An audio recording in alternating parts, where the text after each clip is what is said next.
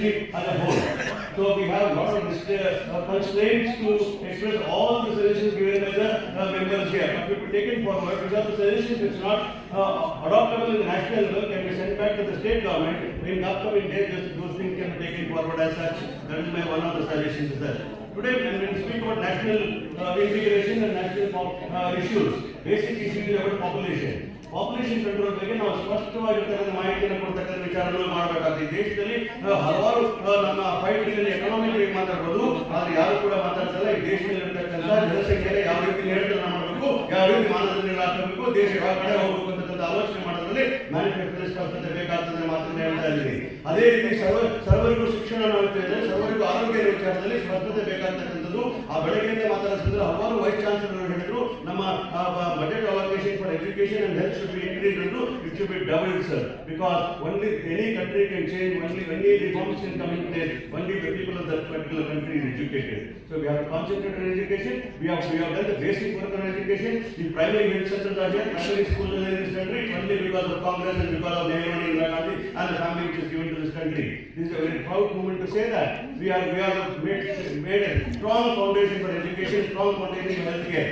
ಆದರೆ ಮುಂದುವರೆದ ಭಾಗವಾಗಿ ಈ ಆಧುನಿಕ ಯುಗದಲ್ಲಿ ಈಗಿರ್ತಕ್ಕಂಥ ಸಂದರ್ಭದಲ್ಲಿ ನಾವು ಹಾಕಿದ ಬೀಜಗಳು ಮನಮೋಹನ್ ಸಿಂಗ್ ಅವರಿರ್ಬೋದು, ನರಸಿಂಹರಾವ್ ಇರ್ಬೋದು ಅಥವಾ ನೆಹರು ಅವರು ಹಾಕಿದ ಬೀಜಗಳ ಪ್ರತಿಫಲವನ್ನು ಇವರು ತಗೊಂಡು ನಾವು 5 ಟ್ರಿಲಿಯನ್ ಎಕಾನಮಿನ ಮಾಡ್ತಾ ಇದೆ ಅಂದ್ರೆ ನಾವು ಮ್ಯಾನಿಫೆಸ್ಟೋ ಹೇಳಬೇಕಾಗ್ತದೆ. ಇದಕ್ಕೆಲ್ಲ ಕಾರಣ ಯಾರು? ಕಾಂಗ್ರೆಸ್ ಮಾತನ್ನು ಹೇಳಬೇಕಾಗ್ತದೆ. ದೇಶದಲ್ಲಿ ಅದು ನಮ್ಮ ಜವಾಬ್ದಾರಿ ಕೂಡ ಮಾತನ್ನು ಹೇಳ್ತಾ ಇದ್ದೀವಿ. ಉದ್ಯೋಗ ಸೃಷ್ಟಿಯಲ್ಲಿ ಹೇಳಬೇಕಾದ್ರೆ last 10 years most biggest problem is unemployment problem. ಅದನ್ನ ಅಡ್ರೆಸ್ ಮಾಡಲಿಕ್ಕೋಸ್ಕರ what is our solution in the manifesto to say how we are addressing the problem of unemployment ಅನ್ನೋ ವಿಚಾರನ ಬಹಳ ಸ್ಪಷ್ಟವಾಗಿ ಹೇಳ್ತಕ್ಕಂಥ ಕೆಲಸ ಮಾಡಬೇಕಾಗ್ತದೆ. ಅದು ರಾಜ್ಯದ ಮಟ್ಟಿಗೆ ಮಾಡೋದು, ದೇಶದ ಮಟ್ಟಿಗೆ ಇರ್ತಕ್ಕಂಥ ಕೆಲಸ ಮಾಡಬೇಕಾಗ್ತದೆ.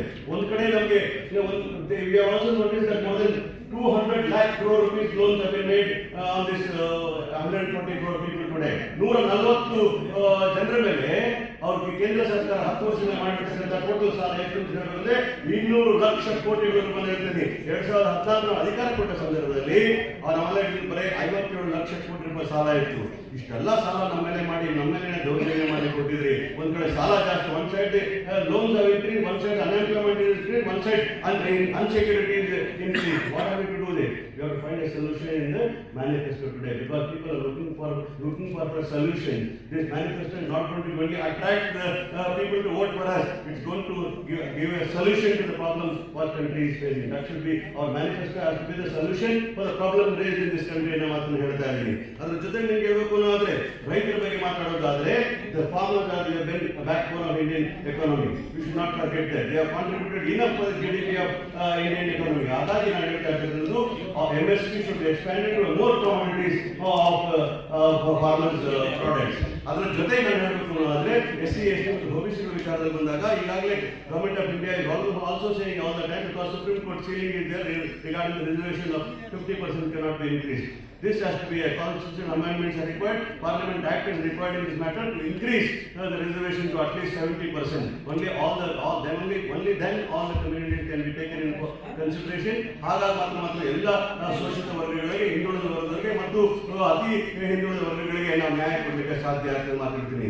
ಇನ್ನೊಂದು ವಿಚಾರ ಹೇಳ್ಬೇಕಾದ್ರೆ ಶೆಡ್ಯೂಲ್ ಕಾಸ್ಟ್ ಶೆಡ್ಯೂಲ್ ಟ್ರೈಬ್ ಮೇಲೆ ದೇಶದಲ್ಲಿ ಆಗ್ತಾ ಇರತಕ್ಕಂತಹ ಹಲವಾರು ದೌರ್ಜನ್ಯಗಳನ್ನ ಖಂಡಿಸ್ತಕ್ಕಂಥ ವಿಚಾರಗಳನ್ನ ಮ್ಯಾನಿಫೆಸ್ಟೋ ಮೆನ್ಷನ್ ಮಾಡಬೇಕಾಗ್ತದೆ. Whether we get vote or not, but we should stand by the people which are deprived in this country ಅನ್ನೋ ಮಾತು ಹೇಳ್ತೀನಿ. We are not born to rule this country, only to rule this country. We are born to build this country ಅನ್ನೋ ಮಾತು ಹೇಳ್ತೀನಿ. ಈ ಹೃದಯವನ್ನು ಕಟ್ಟತಕ್ಕಂಥ ಕೆಲಸ ಮಾಡಲಿಕ್ಕೆ ರಾಹುಲ್ ಗಾಂಧಿ ಅವರು ಲಕ್ಷಾಂತರ ಕಿಲೋಮೀಟರ್ಗಳು ಇವತ್ತು ಭಾರತ್ ಜೋಡೋ ಕಾರ್ಯಕ್ರಮ ಮಾಡ್ತಾರೆ. We should understand the spirit of Rahul Gandhi walking all over the country just to bring people together. Rahul Gandhi was not aspiring only for power inside. I have time to talk to the chief spokesman. You have to wait for some time. Okay, let me continue for 2 minutes. ಹಾಗಾಗಿ ನಾನು ಹೇಳ್ತಾ ಇರ್ತಕ್ಕಂಥದ್ದು ರಾಹುಲ್ ಗಾಂಧಿ ಅವರ ಪರಿಕಲ್ಪನೆ ದೇಶದ ಹೃದಯಗಳನ್ನು ಕಟ್ಟತಕ್ಕಂಥ ಕೆಲಸವನ್ನ ಮ್ಯಾನಿಫೆಸ್ಟೋಲ್ಲಿ ಪ್ರತಿಪಾದನೆ ಮಾಡತಕ್ಕಂಥದ್ದು. ಎಲ್ಲ ಧರ್ಮದವರನ್ನ ಎಲ್ಲ ಭಾಷೆಯ ಜನಗಳನ್ನ ಪ್ರೀತಿಯಿಂದ ಕಾಣ್ತಕ್ಕಂಥ ಮ್ಯಾನಿಫೆಸ್ಟೋಲ್ಲಿ ಪ್ರತಿಪಾದನೆ ಆಗಬೇಕಾಗ್ತದೆ. ಮತ್ತು ಈ ದೇಶದಲ್ಲಿರ್ತಕ್ಕಂಥ ನಿರುದ್ಯೋಗದ ಜೊತೆಗೆ, ರೈತರ ಜೊತೆಗೆ, ಉದ್ಯೋಗದ ಜೊತೆಗೆ ಮಹಿಳೆಯರಿಗೆ ಸುರಕ್ಷಣೆ ಕೊಡ್ತಕ್ಕಂಥ ಕೆಲಸವನ್ನು ಮಾಡಬೇಕಾಗ್ತದೆ. ಮೀಸಲಾತಿ ಬಗ್ಗೆ ಮಾತಾಡ್ತಾ ಇರ್ತಾರೆ. ಮೋದಿ ಅವರು ಹೇಳ್ತಾರೆ 33% ಮೀಸಲಾತಿ ಮಹಿಳೆಯರು ಕೊಡ್ತೀನಿ ಅಂತಂದ್ರು. ಆ ಬೂಟಾಟಿಕೆ ಮಾತುಗಳನ್ನ ನಾವು ಹೊರತೆಗೆಯಬೇಕು ಅನ್ನೋದಾದ್ರೆ ಕನಿಷ್ಠ 25 ವರ್ಷಗಳ ಕಾಲ ಮಹಿಳೆಯರಿಗೆ ಸರಿಸಮಾನಂತಹ ಅಧಿಕಾರಗಳು ಕೊಡ್ತಕ್ಕಂಥ ಕೆಲಸವನ್ನ ಮ್ಯಾನಿಫೆಸ್ಟೋ ಪ್ರತಿಪಾದನೆ ಮಾಡಬೇಕು ಅನ್ನೋ ವಿಚಾರ ನಾನು ಹೇಳ್ತಾ ಇದ್ದೀನಿ. ಯಾಕಂದ್ರೆ it cannot be only an election manifesto subject, it has to be on reality because they represent more than 50% in Indian population ಅನ್ನು ಮಾತ್ರ ಹೇಳ್ತಾ ಇದ್ದೀನಿ. ಹಾಗಾಗಿ ಅವರಿಗೆ ಹಕ್ಕುಗಳನ್ನು ಪ್ರತಿಪಾದನೆ ಮಾಡಲಿಕ್ಕೋಸ್ಕರ we should take women into confidence ಅಂತ ಹೇಳ್ತೀನಿ. ಸೋಷಿಯಲ್ ವೆಲ್ಫೇರ್ ಸ್ಕೀಮ್ಗಳು ಬಂದಾಗ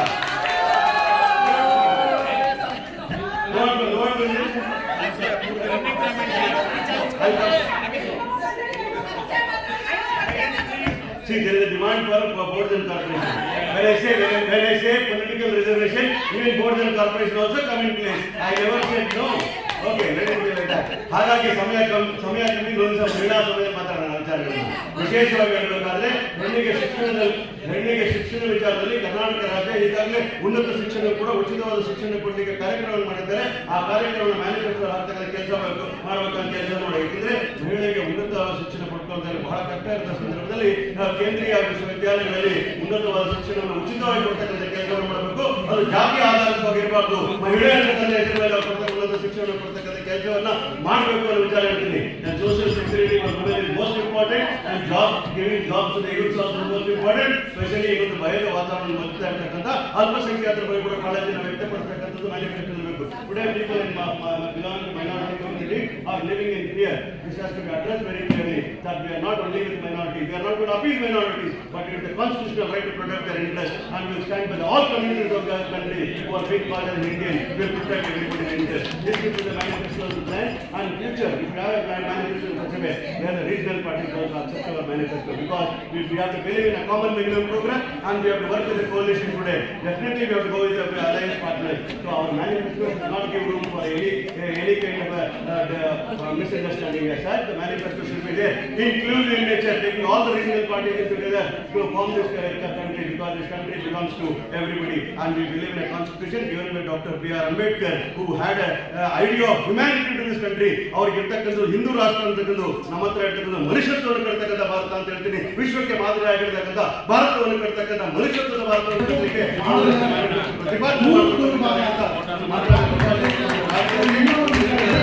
ಸರ್ ಈ ಕಡೆ ನೋಡಿ ಸರ್